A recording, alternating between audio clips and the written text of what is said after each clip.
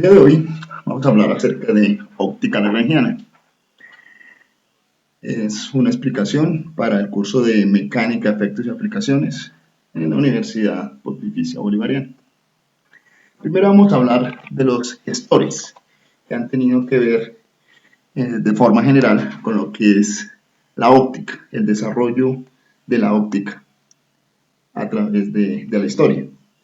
Entonces, teniendo en cuenta como un orden cronológico, empezamos con Pierre de Ferran.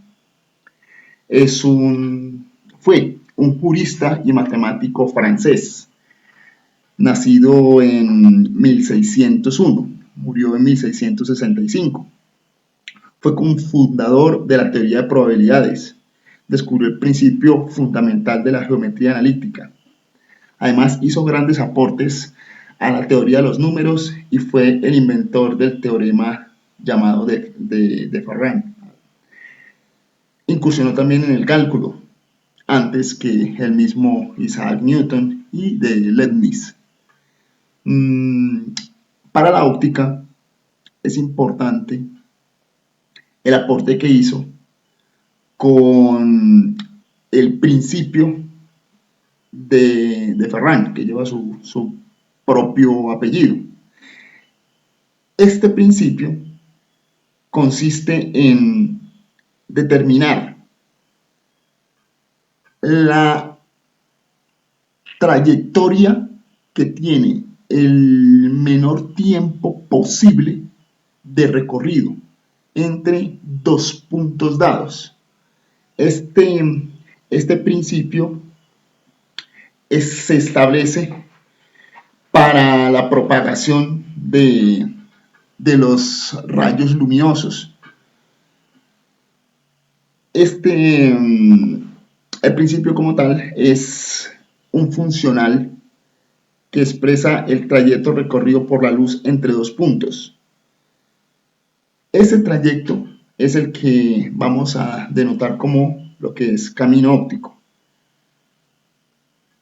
Y como es un funcional, entonces la solución de ese funcional la tenemos que encontrar dentro de un extremo, ya sea un extremo máximo o un extremo mínimo, ¿sí?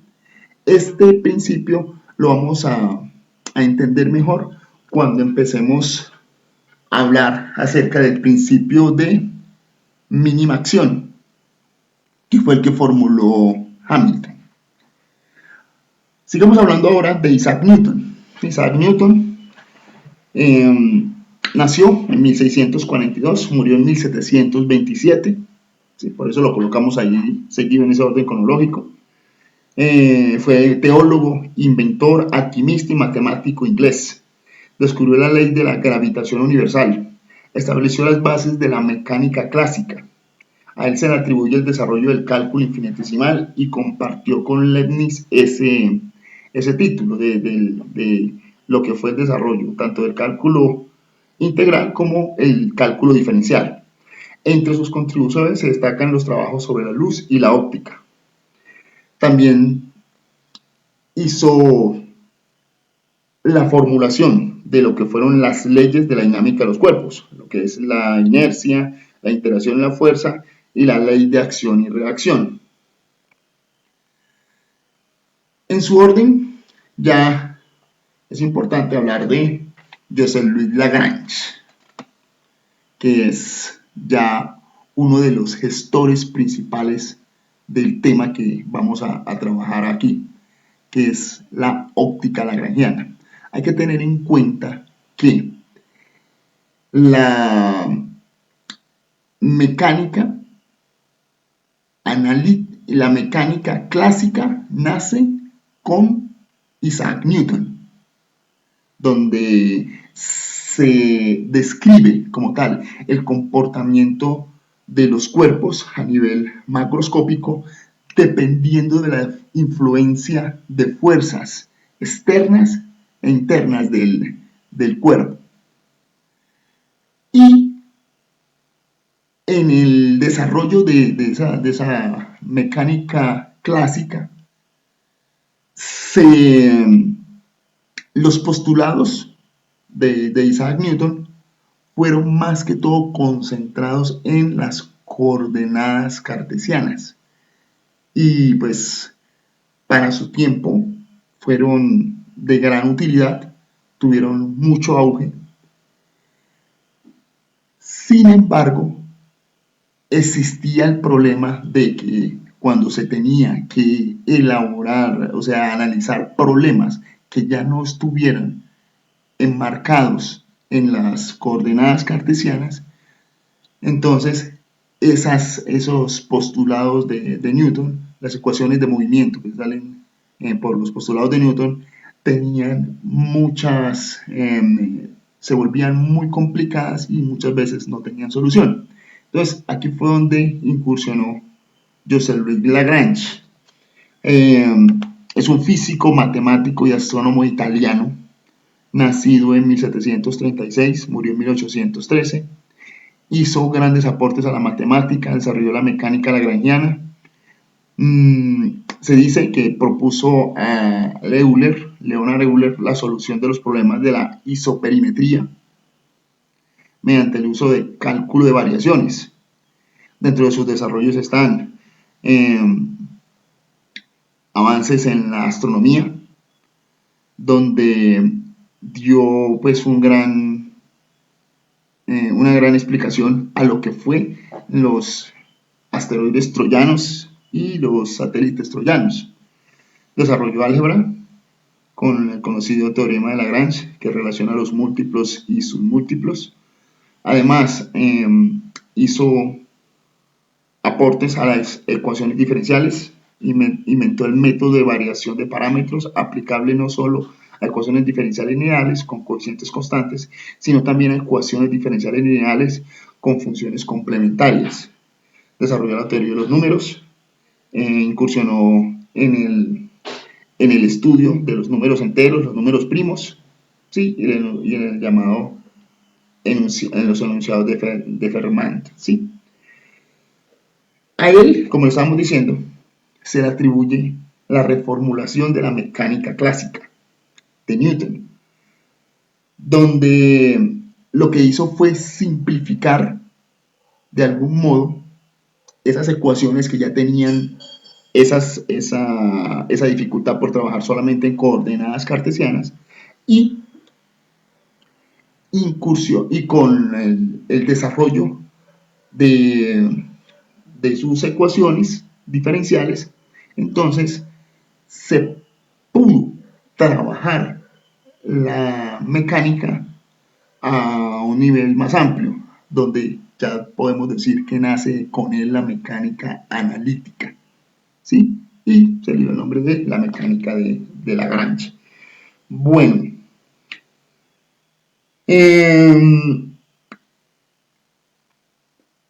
con él se tiene un operador que vamos a utilizar mucho aquí en el desarrollo de este tema, y es el lagrangiano. El lagrangiano nos permite tener una evolución temporal de un sistema dinámico.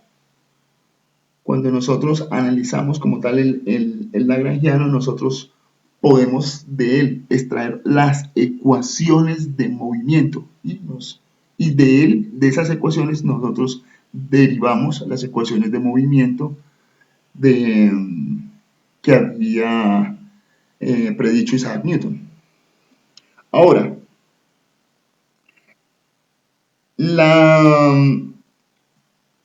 como definición, nosotros podemos decir que el lagrangiano es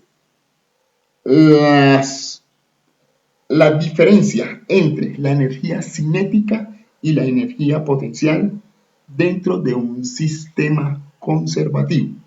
Eso ahorita lo vamos a analizar con unos gráficos. Hablemos ahorita de William Rowan Hamilton. Él nació en 1805, murió en 1865, es un matemático y físico irlandés. Hizo aportes en la óptica, dinámica, álgebra. Sus contribuciones más conocidas están en el cuaternión, o sea, el trabajo con los campos vectoriales, números de 4 componentes. También está el desarrollo del hamiltoniano en la dinámica, ¿sí? Y aquí en este desarrollo de este operador hamiltoniano, nosotros podemos decir que el aporte que vino a brindar Hamilton a la teoría que ya había expuesto Lagrange para el trabajo con sus ecuaciones y el desarrollo como tal del estado temporal de un sistema dinámico consistió directamente en bajar en un grado las ecuaciones diferenciales propuestas por Lagrange. Entonces, nosotros podemos decir, las ecuaciones que propuso Lagrange eran de segundo orden y las que ya vino a proponer Hamilton con su principio de mínima acción, ¿sí? Las ecuaciones que salen de ahí, de este principio, son ecuaciones que ya tienen un orden de 1, ¿sí? O sea, un orden que es menor en 1 a las ecuaciones que había propuesto Lagrange. Entonces, estas, estas ecuaciones del hamiltoniano nos permiten a nosotros determinar como tal la predecir el estado de movimiento de un sistema basado en el principio de conservación de la energía. Entonces, el hamiltoniano es la suma de la energía cinética más la energía potencial. ¿Listo? Entonces, con Hamilton ya nace lo que es ya la mecánica hamiltoniana, la cual tiene un enfoque equivalente a la mecánica lagrangiana, las cuales usan un conjunto de ecuaciones de movimiento representadas con un sistema de ecuaciones diferenciales. ¿Sí? Este sistema de ecuaciones diferenciales que se usa, que usan el hamiltoniano, maneja lo que es el momento conjugado, ¿sí? Que es equivalente a las velocidades generalizadas que había propuesto en sus ecuaciones en Lagrange. Por lo cual, para cada velocidad generalizada hay un momento conjugado definido, ¿sí? Entonces, de esta manera, se permite que el trabajo con la mecánica hamiltoniana resulte ser un poco más sencillo o un poco más fácil de hacer que lo que se trabajaba con las ecuaciones de Lagrange. ¿Sí? O sea, en el desarrollo como tal, es muy algebraica la forma de hacer este trabajo. Listo. Después de haber hablado de los gestores, hablemos ahora de lo que se entiende como lo que es el problema fundamental de la óptica. ¿Sí? Entonces, aquí eh, estamos colocando un sistema óptico en el cual necesitamos determinar la relación existente entre los rayos entrantes con los rayos salientes. ¿Sí? Entonces, el problema fundamental de la óptica consiste en determinar esas relaciones, o sea, saber qué pasa con los rayos de luz que entran a un sistema óptico y después cuál va a ser la posición de esos rayos o dónde van a ser sus coordenadas de los rayos después de salir del sistema óptico. Por ejemplo, acá nosotros podemos decir que ese sistema óptico está constituido por dos planos principales, como los vemos acá, ¿sí? Aquí aparece PP1, PPP, que diría el primer plano principal, Este sería el segundo plano principal dentro del sistema óptico y además se debe tener un eje óptico que es el que lleva la dirección de la propagación de los rayos de luz. ¿Listo? Entonces, nosotros podemos resumir como tal el problema fundamental de la óptica como el buscar esa relación más exacta entre los rayos que entran a un sistema óptico con los que salen, ¿sí? Y entender el por qué esos rayos sufren ciertas variaciones, ciertos cambios. Entonces, para poder analizar esto, hay aquí una anotación, ¿sí? Donde este QXY representa el punto de incidencia, vendría siendo por aquí, el punto de incidencia de los rayos entrantes. Este QY sería el punto de salida, ¿sí? El punto por donde salen los rayos. PXY y PYY están determinando la dirección de esos rayos, ¿sí? Entonces, por eso es que vemos acá que PXY depende del índice de refracción, o sea, aquí es N sub I del sistema, ¿sí? N sub I está relacionado con la función seno y el ángulo de incidencia, alfa XY, y ángulo de, de refracción, lo podríamos llamar así, el ángulo de salida del sistema, ¿sí? Entonces, aquí, con esta ecuación, nosotros determinamos que el índice de refracción de este sistema va a depender de el punto de incidencia, el punto de salida y el eje Z que va a ser la dirección de propagación de la onda, ¿de acuerdo? Aquí pues lo mismo, es la notación de cómo se da la salida de los rayos dependiendo de sus valores de entrada, ¿de acuerdo? Miremos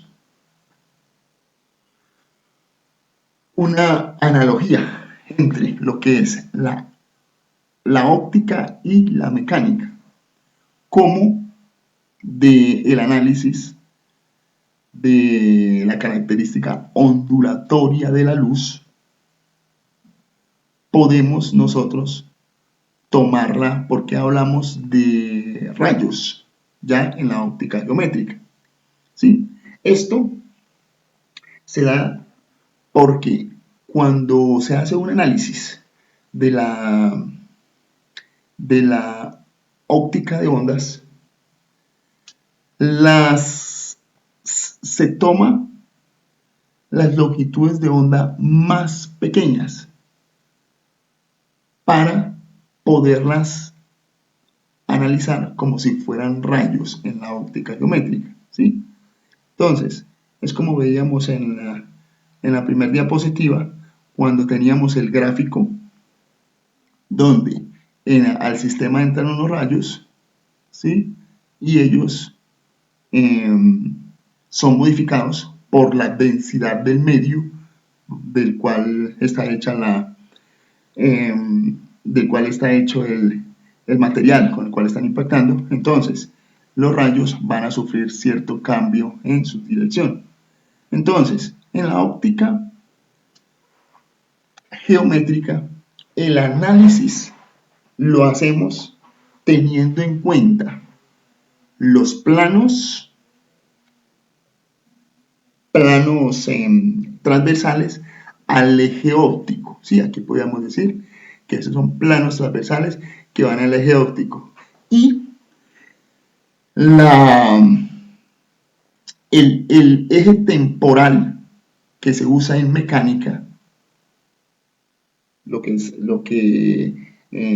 se referiría como tal a la medición del tiempo, en el eje X. Acá, en la óptica, a nosotros nos va a interesar es su comportamiento con respecto al eje de propagación de los rayos, que sería el eje óptico, ¿sí? Que lo podríamos estar tomando en esta dirección. Ahora, lo que decíamos ahorita, otra analogía entre la óptica y la mecánica. Entonces ya nosotros podemos decir que los rayos de luz, ¿sí?, en óptica son tomadas como lo que serían las trayectorias de la partícula cuando estamos hablando en mecánica, ¿sí? Entonces por eso es que nos vamos a dar cuenta que las ecuaciones muchas veces van a ser comparadas y de ellas se van a sacar deducciones y que funcionen muy bien en la práctica cuando se toman eh, se toman valores extraídos de estas ecuaciones que se usan tanto para la mecánica como para la óptica, ¿sí? Y aquí en óptica hablamos de las coordenadas del rayo, que es lo que nos interesa saber, qué es lo que pasa después de que los rayos salen de una fuente lumínica y pasan por el medio óptico. Nos interesa saber dónde llegan, ¿sí? Qué variación sufren esos rayos en óptica. Y en la mecánica a eso se le llama espacio de fase, que es el, el total de posibilidades que tienen el estado de movimiento, ¿sí? A eso es lo que podemos llamar espacio de fase. Es el total de la cantidad total de posibilidades donde podemos encontrar la partícula. Bueno, aquí hay algo importante. En la geometría, en óptica geométrica, hay una ecuación que le llaman la ecuación eiconal. Esta ecuación eiconal nos representa todos los cambios de fase que puedan tener los frentes de onda. Entonces, esta ecuación nos determina a nosotros cómo va haciéndose cómo cambia como tal la onda después de después de pasar por el medio, ¿sí? La ecuación eiconal tiene su fundamento en el manejo de las ondas, como lo habíamos dicho, a longitudes demasiado pequeñas, tomadas como rayos, ¿sí? Listo.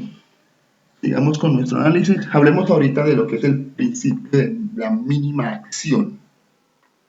Aquí en este principio, nosotros primero hay que determinar que la energía total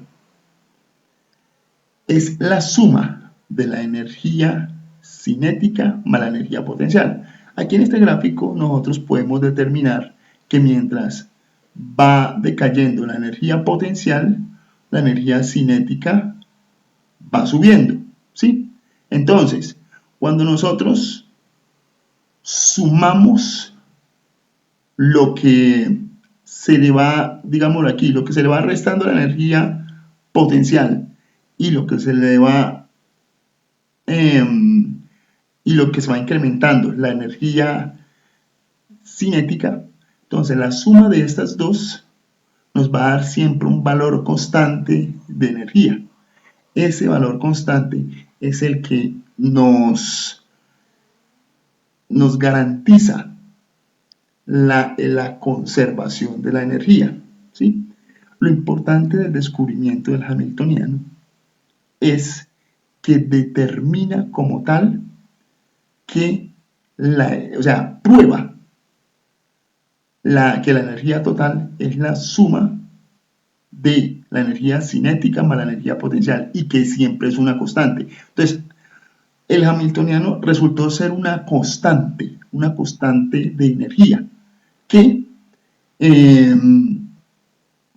eh, se dio que es la suma en todo momento de la energía cinética más la energía potencial. Ahora, vamos a entender primero lo que es acción. Vamos a entender primero el concepto de acción antes de hablar del principio de mínima acción. Entonces, resulta que el lagrangiano, a diferencia del hamiltoniano, que es la suma de la energía cinética más la energía potencial, aquí es la resta. Si a la energía cinética le restamos la potencial, nosotros vamos a obtener un lagrangiano, que sería en el mismo eje de coordenadas de energía versus tiempo, sería este gráfico que va aquí, el lagrangiano. Pero entonces, a nosotros no nos interesa como tal el lagrangiano, sino que nos interesa es su área bajo la curva, o sea, esta área que está aquí en amarillo y esta área que está acá en amarillo. Esas dos áreas representan lo que se llama la acción que definió Hamilton. Cuando esa acción se hace mínima, ¿sí? Cuando estas áreas se hacen mínimas, experimentalmente se puede comprobar que estamos ante la trayectoria más lógica que se da en el movimiento de dos partículas, ¿sí? Entonces, por ejemplo, vamos a explicarlo aquí. Aquí tenemos un punto 1, llamado Q1, y otro punto Q2. Resulta que un cuerpo necesita moverse entre esos dos puntos. El principio de mínima acción nos dice que esa partícula siempre va a tratar de buscar la trayectoria que haga mínima esta acción. Entonces, hablando del caso de la luz en óptica, la luz aquí entre estos dos puntos siempre va a buscar llegar de un punto al otro por medio de una línea recta. Entonces, en la práctica se ve que la luz, para cubrir esos dos puntos, la trayectoria que va a describir es una línea recta. Y cuando se hace el cálculo de la acción de esa línea, de esa trayectoria, ¿sí? Cuando se calcula el lagrangiano y después se hacen las integrales para calcular la acción, encontramos que esa acción es la más pequeña dentro de todas las posibles trayectorias que se podrían dar, ¿sí? Entonces, el principio de mínima acción nos dice eso, que la naturaleza siempre busca ejecutar la mínima acción para realizar como tal un trabajo. Vamos a ver ahorita lo que es la visión general de la formulación lagrangiana.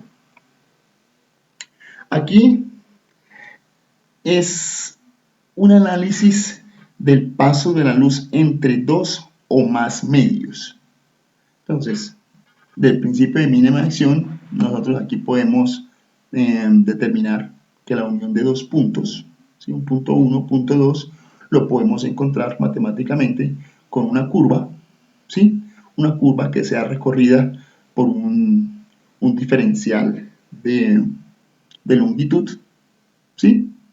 A esto le llamamos una longitud geométrica.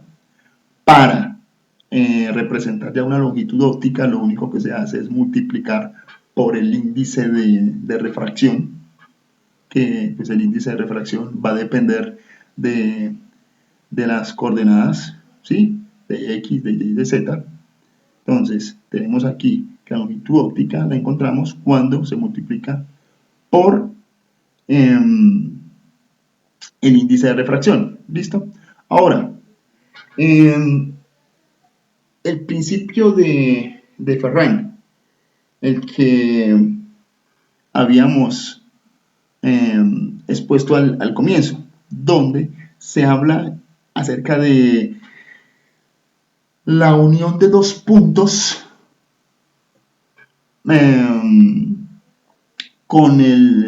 desde el principio de mínima acción. Aquí nosotros entonces determinamos que la derivada de la longitud óptica, ¿sí?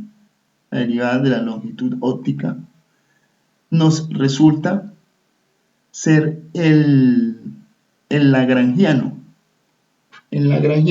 de esta, de la, del, el lagrangiano que nos determina la mínima acción, ¿sí? Entonces, aquí, desarrollando esto, nosotros encontraríamos un extremo mínimo para esta, como solución de ese problema óptico. Ahora, nosotros a este valor que está aquí dentro de esta integral, ¿sí? Le damos el nombre de lagrangiano óptico. Lagrangiano óptico, o lo que vamos a llamar después el camino óptico que recorre la luz, ¿sí? Entonces acá lo que se hace es determinar como tal el DS, el diferencial de longitud, en términos de coordenadas cartesianas, ¿sí? Entonces aquí se hace como tal una analogía entre lo que es la mecánica hamiltoniana,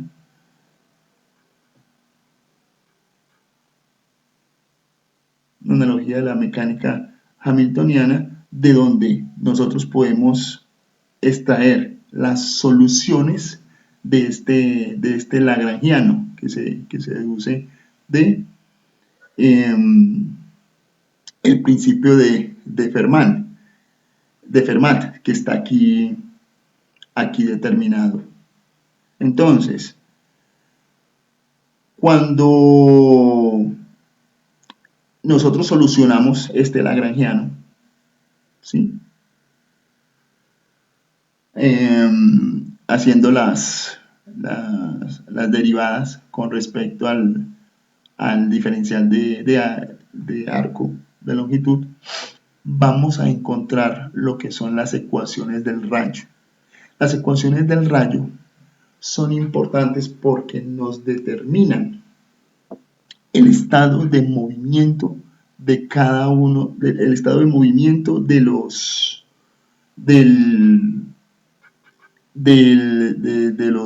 rayos dentro de la propagación de la onda. Bueno, ahora vamos a determinar aquí, ¿sí? Cómo desde la analogía que se hace entre la mecánica hamiltoniana con el análisis óptico, se puede dar un cambio de coordenadas, donde nosotros lo que son las coordenadas, esta coordenada Z que está aquí, como es la coordenada de propagación del rayo, esa coordenada nosotros acá dividimos por por z y vamos a encontrar que acá nos queda x', pero aquí ya está dividida por z. Aquí lo mismo, dividida por z. Entonces, al hacer estas divisiones, nos queda la derivada con respecto a z de estas dos variables. Acá nos queda 1 porque es la derivada de z con respecto a z, diferencial de z con respecto a diferencial de z.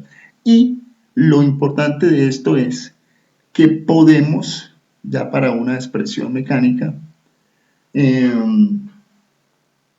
bajar el grado de libertad que teníamos, que eran de 3 variables, bajarlo a 2, ¿sí? Y lo podemos trabajar aquí visto aquí mismo en el Hamiltoniano. ¿De acuerdo? Entonces, acá teníamos terminan dos variables. Aquí z nos vendría a ser una constante. Y encontramos acá como tal lo que es la definición del Hamiltoniano del rayo. Hablemos ahora de lo que es el principio de Fermat y más que todo la aplicación que se ha podido dar de este principio de Fermat en lo que son los fenómenos de reflexión y el fenómeno de refracción. Ya habíamos dicho que el principio de Fermat nos determina la menor trayectoria en la vida real, ¿sí? de una partícula para unir dos puntos, los que van desde el punto P hasta el punto Q. Entonces, la longitud óptica la entendemos como el recorrido entre esos dos puntos pasando por un medio que tenga un índice de refracción dado. ¿Sí? Ese principio de Fermat, entonces, ¿qué nos dice? Que nosotros podemos derivar esa longitud óptica, ¿sí? Y encontrar un extremo mínimo. O sea, cuando hacemos nosotros esa longitud óptica mínima, igualándola a 0, entonces nosotros nos podemos dar cuenta que tenemos aplicado aquí el principio de mínima acción. Entonces, la aplicación del principio de Fermat en la reflexión, aquí lo que se hace es convertir la longitud óptica, que vendría a ser, o lo que llaman camino óptico, que vendría a ser la distancia que va de A hasta C y después llega hasta B, este camino óptico, convertirlo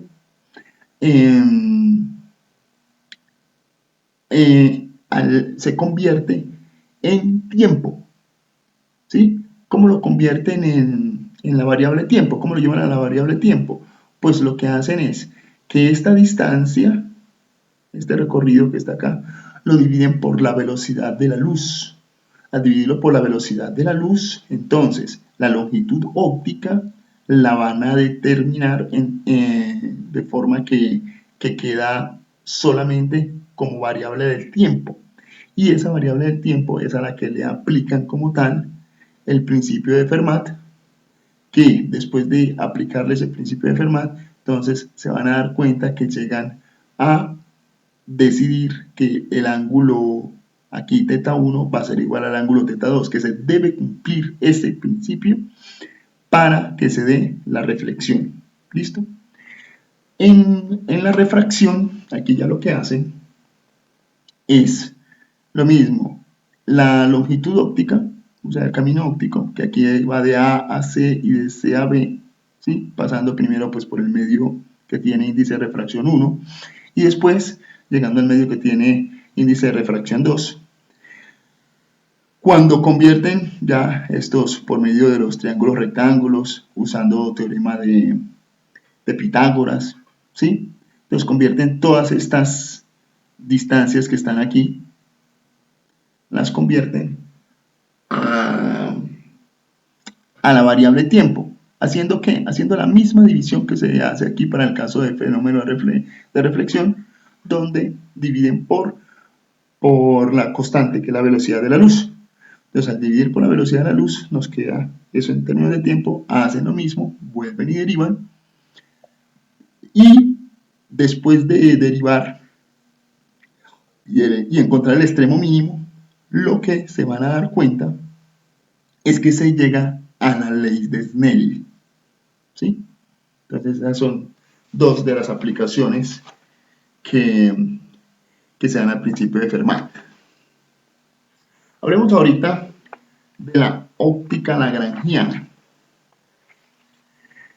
Entonces, para explicar el comportamiento de los rayos de luz al propagarse en un medio, nos podemos apoyar del principio de mínima acción, ¿sí?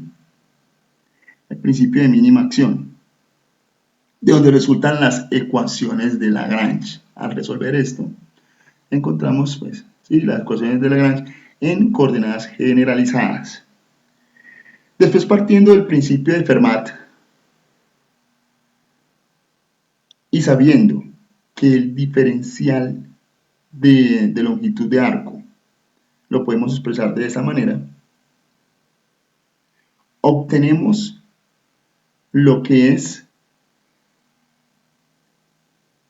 las ecuaciones del rayo, ¿sí? O sea, aquí lo que se hace es una comparación entre lo que es en la ley de mínima acción, ¿sí? Que nos lleva a estas derivadas, con el principio de Fermat.